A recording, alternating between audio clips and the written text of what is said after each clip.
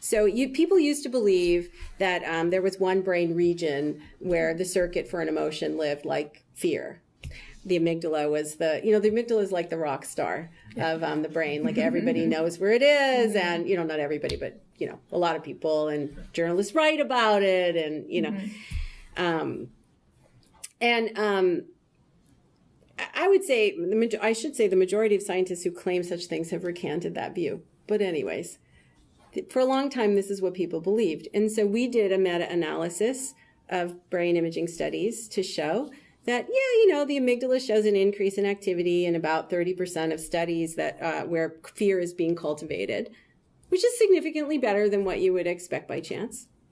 But it's nowhere near what you would expect if the circuitry for fear is in the amygdala.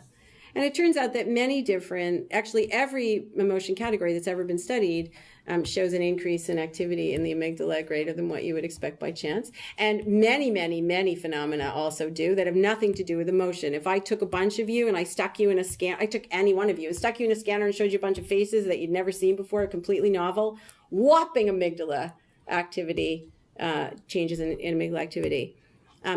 And you might say, okay, so then people said, okay, well, but brain imaging, very coarse, temporally and spatially. True.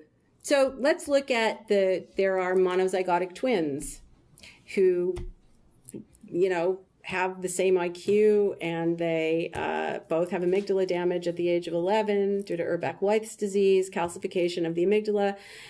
Both amygdalas, they married very similar men. They live down the street from each other. They have very similar lives. One has deficits that are very similar to the famous patient SM, has difficulty perceiving fear under certain circumstances. Well, perceiving the stereotype of fear, which is a wide-eyed, gasping face, which, by the way, in Malaysia is the supposedly the universal expression of anger.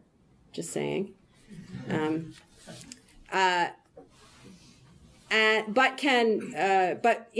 has difficulty experiencing fear under many circumstances, but can experience fear under some circumstances.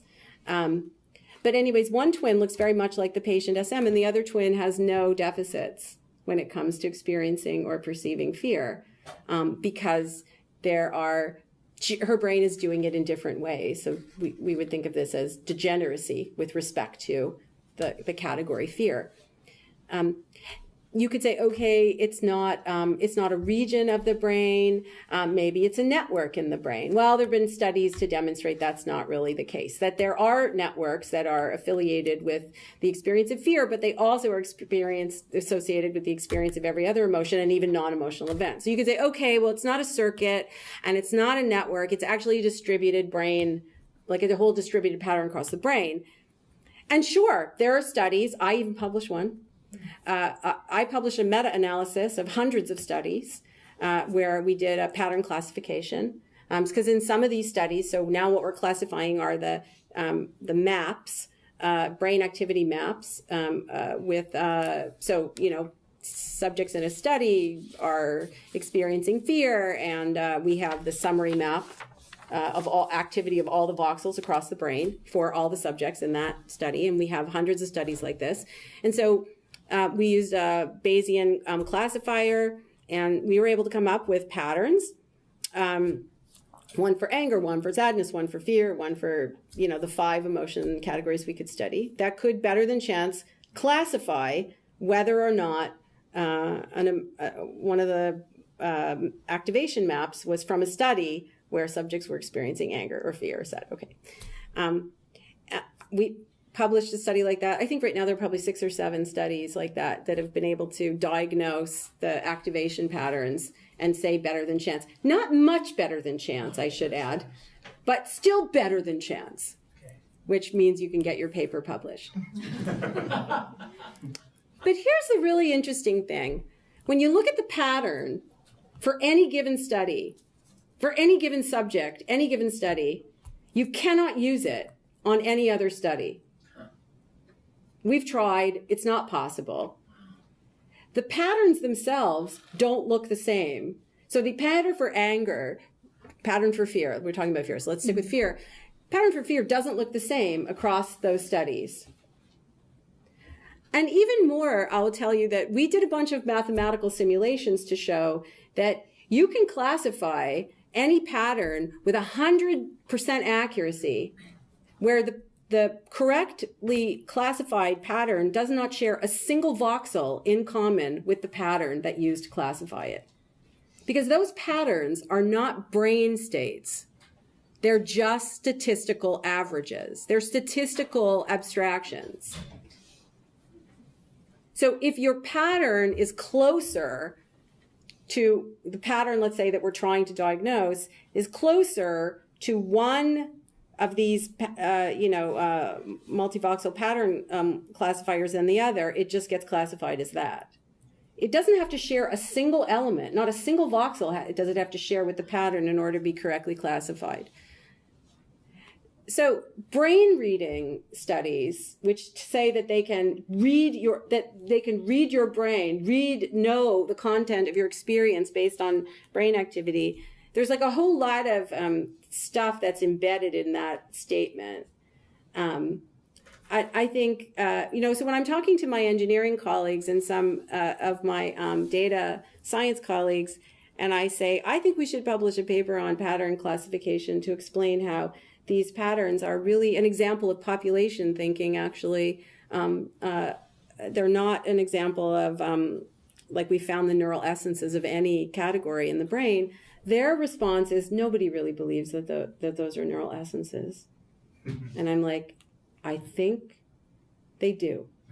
And if they don't, they certainly write as if they do. Now, you might look at those findings and say, well, scientists don't know anything. Obviously, their findings don't even replicate. So but I think the point here is that the variability is not random and it's not a bug, it's a feature. What I mean by that is, some people actually locate this insight with Darwin, but biological categories can have tremendous variability, and usually do. They're conceptual categories. In fact, all scientific categories are conceptual categories to some extent. And for somehow, we think it's okay. It's even interesting to say that about like the category of a species or the category of a planet. But it seems very objectionable to people when we start talking about categories of emotion. Those just have to be universal. It's like some great insight about human nature is like on the line if we call that into question. So I think emotions are biological categories. I think they're not universal. I think there's nothing about the brain state that conjures a particular instance of fear that is universal. And in fact, instances of fear can feel very different from one another. Sometimes in fear, is unpleasant and very high arousal. Sometimes it's actually very pleasant. People don't pay money to go to a horror movie because they find it unpleasant, right? I once gave a birthday party, which I describe in my book, for anybody who has kids. Just telling you. I made a birthday party, a disgust birthday party, for when my daughter was 12. I can tell you, these kids were disgusted for sure, and they were exuberantly disgusted. And the number of emails that I receive from people thanking me for the ideas for that birthday party, you will be your kid's favorite parent forever if you use some of those strategies. I mean, seriously, my daughter and her friends still talk about it. It's like a decade almost later. My point being that it is one of the great mysteries that William James wrote about, actually. How is it that we can have all these instances of fear, or actually he was writing about anger. How can we have all these different instances? One feels nothing like the next. The psychological features the mental features are very different from instance to instance, but somehow they're all anger. How does that work exactly?